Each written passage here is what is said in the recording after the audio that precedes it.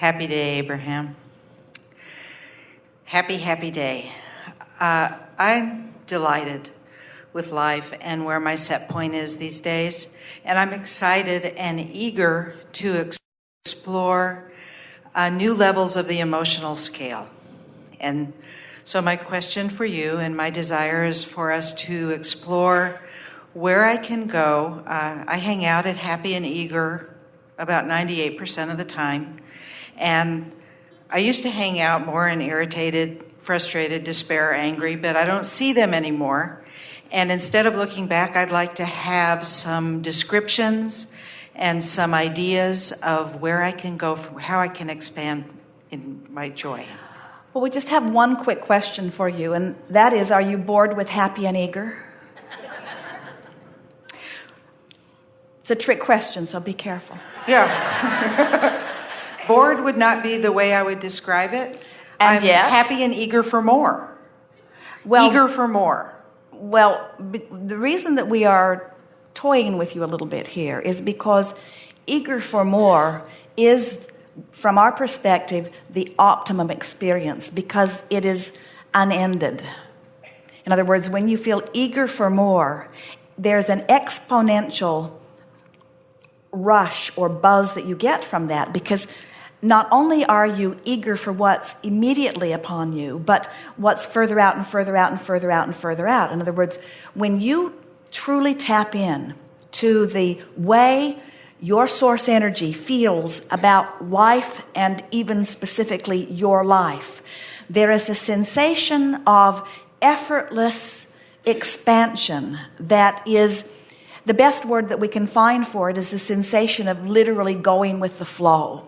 And when you tap into that sensation of flow is nearly indescribable. It's more of a sensation. It's the feeling of visiting with someone and knowing that your words are making the difference. Or it's the sensation of looking at a world event and knowing that your focus upon it can make a difference, and you getting the fun of actually putting the pieces together of the world that you would like it to be. So it really, as it always is, it's about directing thought until you put together the pieces of the thought that are meaningful to you. The other day, Esther played a game with 4-year-old granddaughter Kate, where they were sitting in a restaurant, and Esther had brought construction paper and crayons, and Esther said, let's play a game. If you want to, I'll draw something on the page and then you add to it. And then I'll add to it and you add to it. And each one of us will just draw one thing and then the other and then the other and then the other. So Esther drew a square and said, this is a house. And Kate drew a roof and said, this is a roof. And Esther put a chimney on it, and Kate put smoke on it. And Esther drew a door, and Kate drew a doorknob. And Esther drew a window, and Kate drew another window. And then Esther put shutters on the windows, and then Kate put shutters on the windows. And then they drew a tree, and then Kate drew apples on the tree. And on and on and on it went, as this picture began to take on more and more and more and more life. And the more that was drawn on it, the more fun it became. The less basic it was, the more detailed it was, and the harder they had to reach for the next imaginary thing from their imagination, then the more exhilarating it became.